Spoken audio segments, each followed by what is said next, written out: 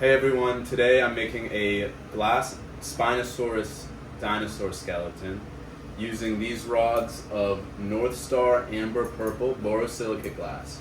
I'm going to film the entire process start to finish. I'll try to narrate what I'm doing as I'm doing it. I don't think I'm a very good teacher, so I apologize if it really doesn't make much sense, but a lot of people have been asking me for sculpting tutorials, and so that's the spirit of this video. And also, if you're not a glass blower but you're interested to see the entire process, hopefully this video is for you as well. Please feel free to skip around. A lot of the process will inevitably be problem solving and fixing mistakes, and I'll try to tell you if I make a mistake, and then you can skip ahead if you want.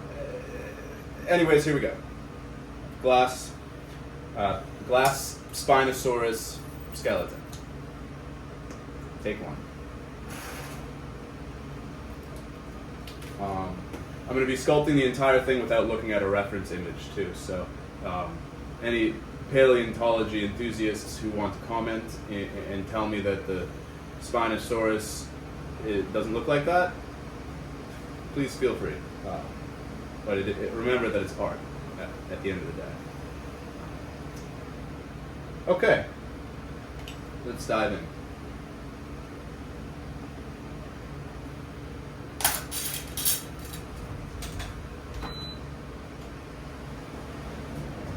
Okay, let's begin. Glass Spinosaurus skeleton, take one.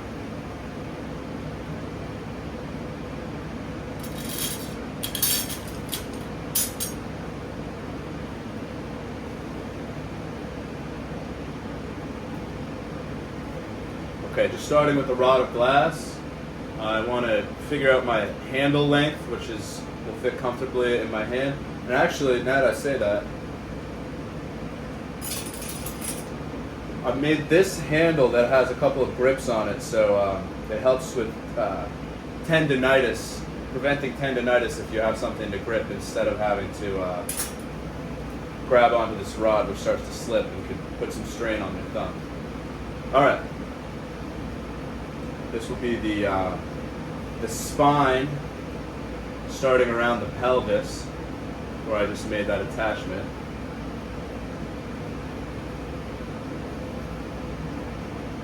If you hear a loud noise, it'll be the air compressor kicking on. I run an air compressor straight to my torch, so every now and then it's going to make a rumble. Okay, I'm visually picturing where the proportions are going to be on this skeleton: rib cage, neck.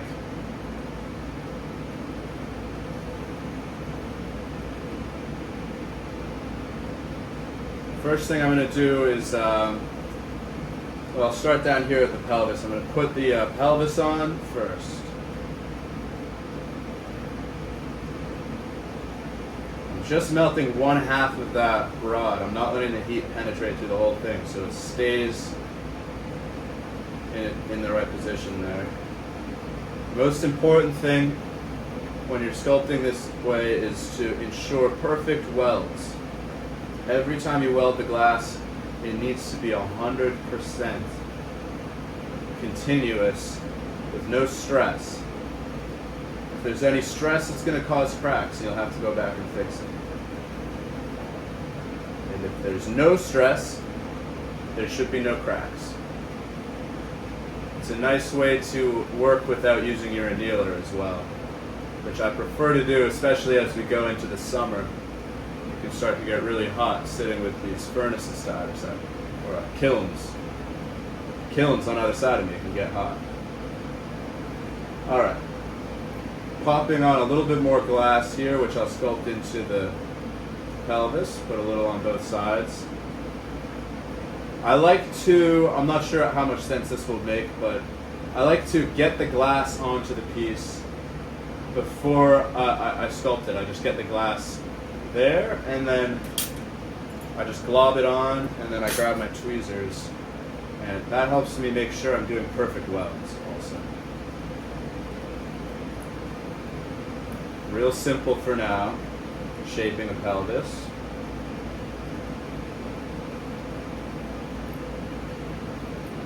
a little squish, squish.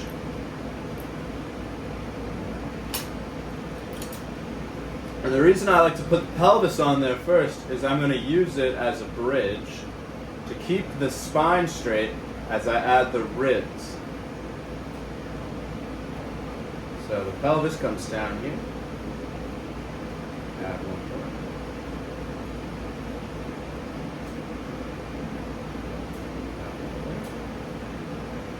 When I make those connections, I'm using the flame to get both pieces of glass screaming hot, white hot before they touch each other, and that way they completely melt into each other. I don't really have to go over anything. You just make those connections real hot, especially at this small scale. It saves you some time. All right.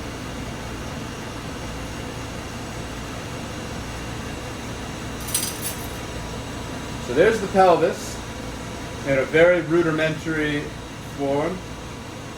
Now I'm going to use a little bit of clear glass here. Blob it on. And this will connect to the underside of the rib cage.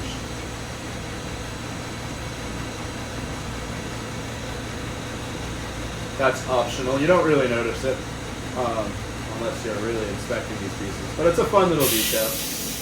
And I'm not a scientist, so I don't actually really know what a dinosaur skeleton looks like. As long as you get pretty close, it's easy to tell what you're going for.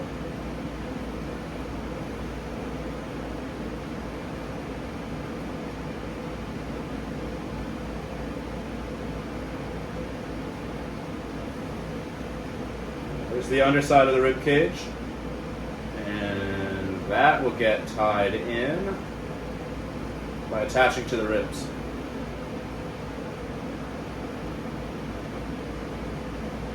So this technique is called bridging, where you add a rod to reinforce the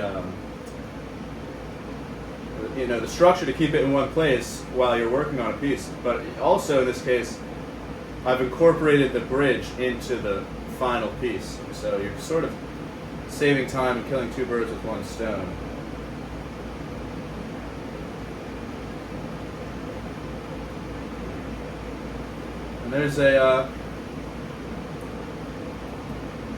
There's one rib, and so now this whole back is bridged by the bottom here and that rib. So now I can melt. I don't have to worry about losing the form of this while I add the ribs.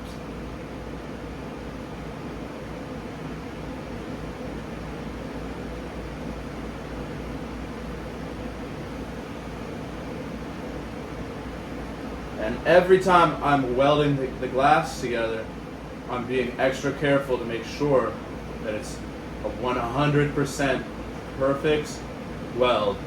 The glass is flowing between the pieces that used to be two pieces. They become one piece. Completely continuous structure with no stress. As long as you do that, you don't have to worry about this thing cooling down. It'll cool down and heat up without any problem.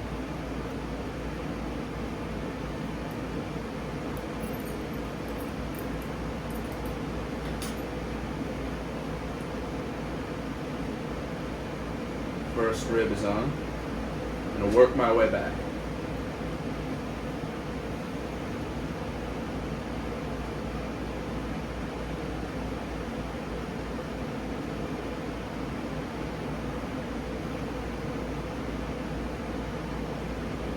A lot of the challenge of learning to sculpt glass on a torch is developing an understanding of how the heat moves around the glass and how you can use the flame of the torch as your primary tool.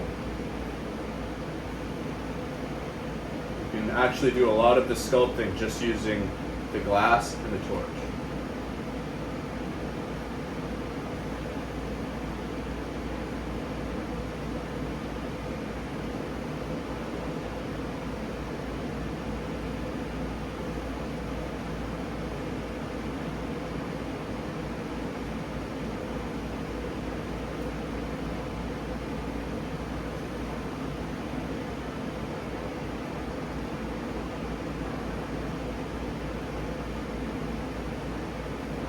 hitting those welds from all directions, taking that extra little bit of time to make sure that it's perfectly welded in.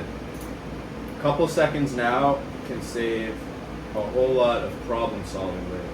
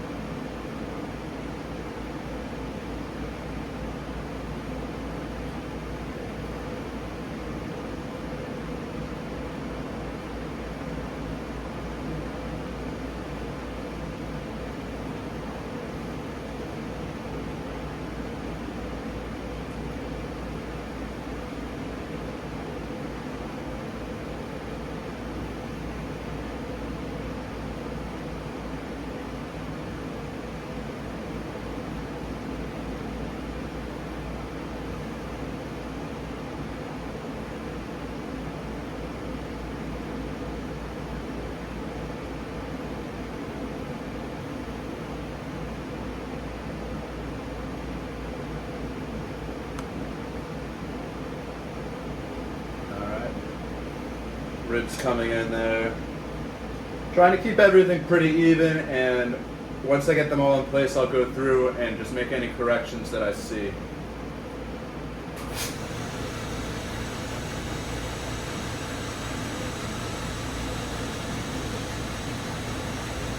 Accidentally tagged one of the ribs with the glass, so that's no problem. Now put in.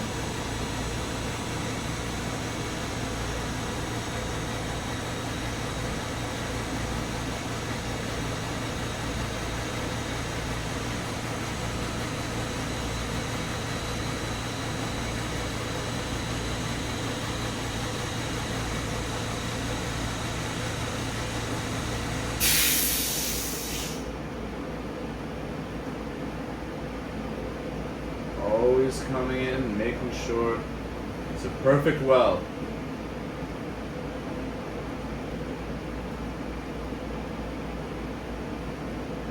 A little bit too much glass, so I'll remove some.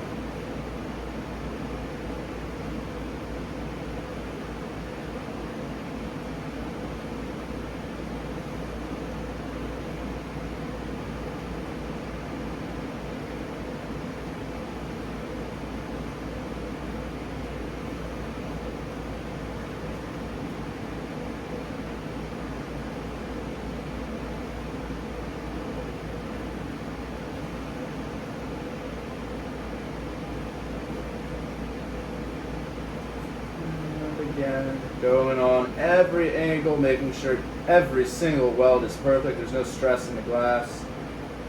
It gets harder and harder to go back in and fix a mistake, so it's really worth it to take your time and make sure that you're melting it all in perfectly.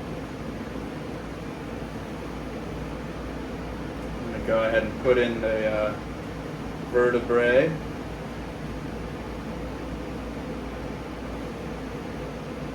I apologize to all of the anatomy, biology people out there for butchering every single term to describe this skeleton.